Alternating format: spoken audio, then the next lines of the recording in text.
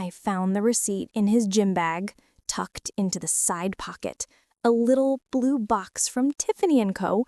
My heart didn't just leap, it soared. For 5 years, I had loved Liam. For 5 years, I had dreamt of this moment.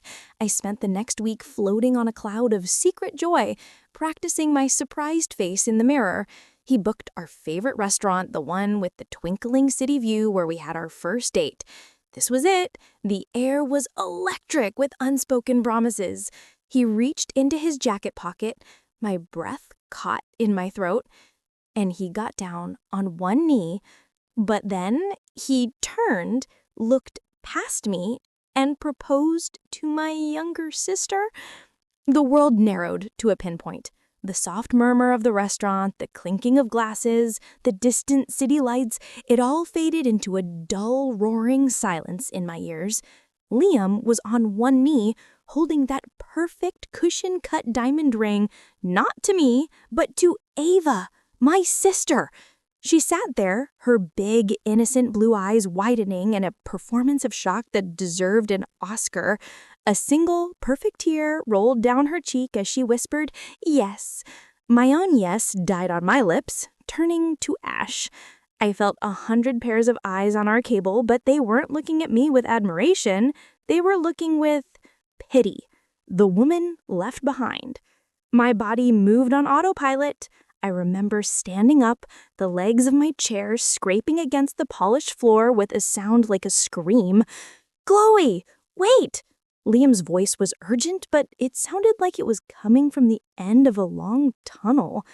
I didn't wait. I walked, head held high, through the maze of tables, past the smiling faces, the curious stares. Each step was a tiny victory against the tidal wave of humiliation threatening to pull me under. Outside, the cool night air was a slap in the face, bringing me back to a reality that felt like a nightmare. My phone buzzed in my purse. Liam, then Ava. I ignored them both. The little blue box. It wasn't just a ring, it was a symbol of a future I had meticulously planned in my head, the white picket fence, the golden retriever, the 2.5 kids, all of it. A fantasy built around a man who was apparently building his own separate fantasy with my sister.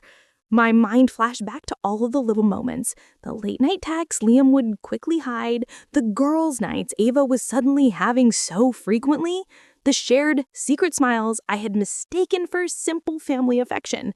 How could I have been so blind? I wasn't just heartbroken, I felt like the world's biggest fool. And the worst part, a small, insidious voice in my head whispered, what did she have that I didn't? The question was a poison seeping into every memory, tainting every happy moment we'd ever shared. I finally reached my apartment, the silence inside a crushing weight. That's when I saw it. On my kitchen counter was a single long-stemmed red rose and a small handwritten card. It was from Liam. My heart gave a stupid, hopeful flutter. Maybe this was all a monster's mistake. I tore it open, my hands shaking. The note didn't say, "I'm sorry, I can explain." It said something far, far worse. The note had only 4 words, written in Liam's elegant, looping cursive. "Play along. It's important." Play along? Was he insane? Play along with the public destruction of my heart, my sanity? A hot, furious rage, so potent it made me dizzy, replaced the cold shock. I was about to rip the card to shreds when the doorbell rang. It was them. Liam stood there, his face pale and strained. Ava was hiding behind him, clutching his arm, her face tear-streaked and blotchy. She wasn't wearing the ring. "Let us explain," Liam pleaded, his voice low. They sat on my sofa, a miserable-looking pair, and then the story came out. A story so ludicrous, so emotionally manipulative, it felt like a plot from a soap opera. Eva, they explained, was sick. A rare, aggressive form of leukemia. The doctors, they claimed, had given her only a few months left to live. "It was her dying wish, Chloe," Liam said, his eyes begging me to understand. She's always been a little in love with me, you know that. She wanted to know what it felt like, just for a moment, to be engaged, to have that perfect proposal she'd never get to have for real. It was just for her. It meant nothing. He looked at me, expecting what? Absolution? A medal for his profound charity? I stared at Ava, my little sister, who now looked fragile and broken, a delicate porcelain doll. The spicy scent of garlic and basil wafted from my neighbor's kitchen, a smell that usually meant comfort, but now it just made me feel sick. Have you ever been asked to set yourself on fire to keep someone else warm? That's what they were asking of me, to swallow my pain, my humiliation, and play along for the sake of a dying wish. My anger warred with a lifetime of big sisterly duty. If she was truly dying, how could I say no? How could I deny her this one final piece of happiness? The ring? I asked, my voice flat. I'm returning it tomorrow, Liam said quickly. This was all just for tonight, just for her. The whole situation felt wrong, like a badly fitting shoe. The story was perfect, too perfect. The beautiful dying sister, the noble, self-sacrificing boyfriend, and me, the cruel, selfish shrew if I dared to object. But something didn't add up. The way Ava refused to meet my eyes, the slight flicker of something in Liam's gaze when he said the word dying. Against my better judgment, I nodded slowly. Okay, for Ava. The relief that washed over their faces was palpable, but as they left, I knew this wasn't over. My sister may or may not have been dying, but one thing was for sure. My trust in both of them was already dead and buried. For 2 weeks, I played my part. I was the supportive, grieving sister-in-law-to-be that never was. I visited Ava, bringing her soup and magazines. She looked pale, yes, but not dying. There was a vitality in her eyes, a restless energy that didn't fit with the tragic diagnosis she claimed to have. Liam was a ghost, sending me texts filled with gratitude and promises that we'd fix this once it was all over. But I wasn't interested in fixing it. I was interested in the truth.